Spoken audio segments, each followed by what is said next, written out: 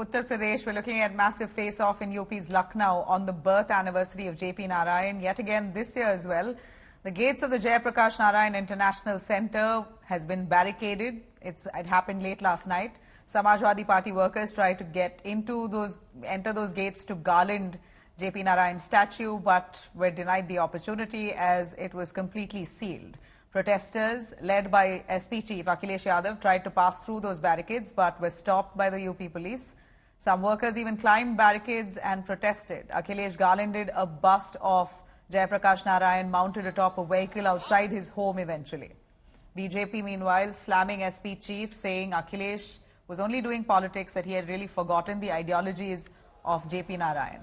BJP says Akhilesh was now trying to play the victim card. Remember, this similar scene was also seen even in 2023 last year following a scuffle with security personnel and police officials then. Akhilesh Yadav tried to jump over those gates eventually as he was denied permission because of the barricading. He tried to jump over the gates and garland the bust of JP Narayan.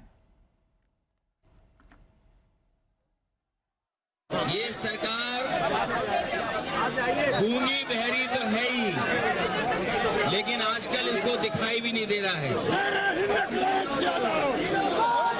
इनके विकास के काम तो रोके ही हैं, लेकिन सही मायने में देखोगे तो विनाशकारी सरकार है। भारतीय जनता पार्टी के लोग विनाशकारी लोग हैं।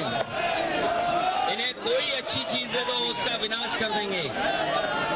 हम समाजवादी लोगों को पहले भी रोकने की कोशिश की थी, लेकिन आज क्योंकि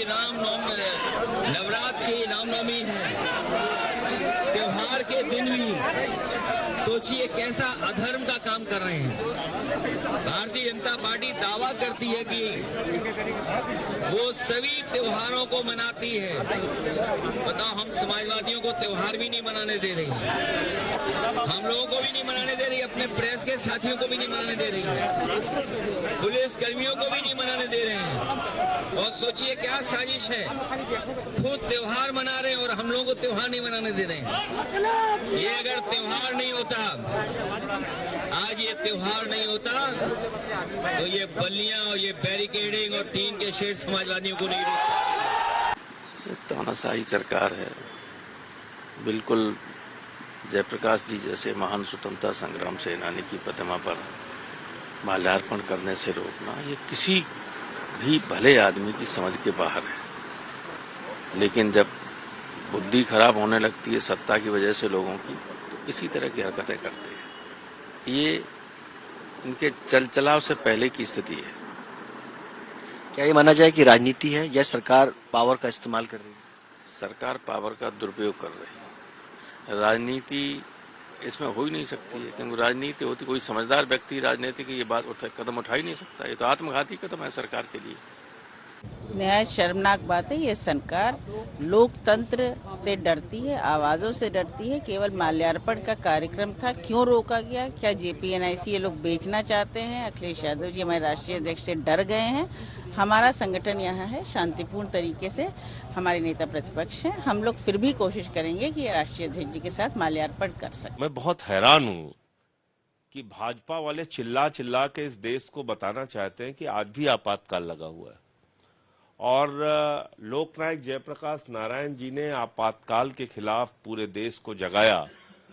लाखों युवाओं ने जेलें भरी, 2-2 साल तक यातनाएं दी गई लोगों को, और उनको श्रद्धांजलि देने का अधिकार अखिलेश यादव जी को नहीं है, जो राज्य के पूर्व मुख्यमंत्री हैं, एक पार्टी के राष्ट्रीय अध्यक्ष हैं। तो मैं तो समझता हूं कि ये भाजपा चिल्ला चिल्ला के बता रही है कि आज भी आपातकाल लगा हुआ है, आपको श्रद्धांजलि देने का अधिकार नहीं। देखिए, सपा प्रमुख अखिलेश यादव का ताजा बयान हैरत अंगेज है।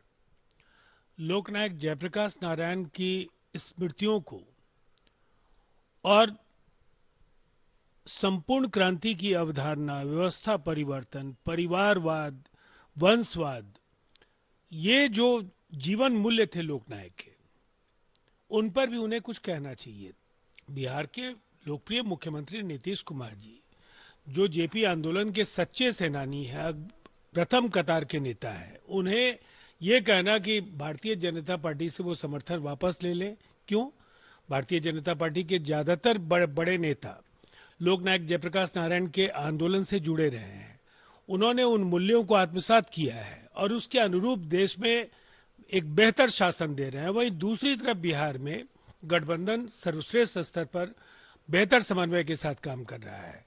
इसीलिए ये सनसनी पैदा करने वाले बयानों से अखिलेश जी को परहेज करना चाहिए। मुझे लगता है कि जयप्रकाश नारायण जी की चाहे वो जन्मतिथि हो, चाहे पुण्यतिथि हो या कोई भी अवसर हो, उसके उस पर जो है वो उनको श्रद्धा सुमन अर्पित करना जो है वो किसी को रोका थोड़ी जा सकता है। आप अगर उसके नाम पर अगर सियासत कर रहे हैं और उसको जो है वो बात का बतंगड़ बना करके उसके सियासी गुड़ा भाग करने की कोशिश कोई कर रहा है तो उससे उनको फायदा होने वाला नहीं है। श्रद्धा सुमन अर्पित करने के लिए क्या हम उद्दंडता करते हैं, अराजकता करते हैं, हाहाकार करते हैं, हल्ला बोल करते हैं क्या? तो इसलिए उनका खुद का जो है वो इस तरह का जो व्यवहार है वो अपने आप में उसका जवाब है। देखिए, अखिलेश यादव जी राजनीति कर रहे हैं। जो नोटिस जारी किया है वो स्पष्ट करता है कि अभी कंस्ट्रक्शन इनकम्प्लीट है। अगर अखिलेश यादव जी को इतना ही सच्ची नीयत से इंटरेस्ट होता तो वो अपने ऑफिस के अंदर भी जयप्रकाश नारायण जी को नमन कर सकते थे। अगर उन आइडल्स को फॉलो करती तो कांग्रेस पार्टी के साथ अलायंस नहीं करती। आज इशू ये है कि हरियाणा की बुरी हार के बाद पूरा का पूरा इंडी अलायंस पॉलिटिकल स्टंट करने पे आ चुका है। इतना ही आप जयप्रकाश नारायण जी के आइडियाज में विश्वास रखते तो इमरजेंसी पार्टी कांग्रेस के साथ इतना बड़ा गठबंधन क्यों किया?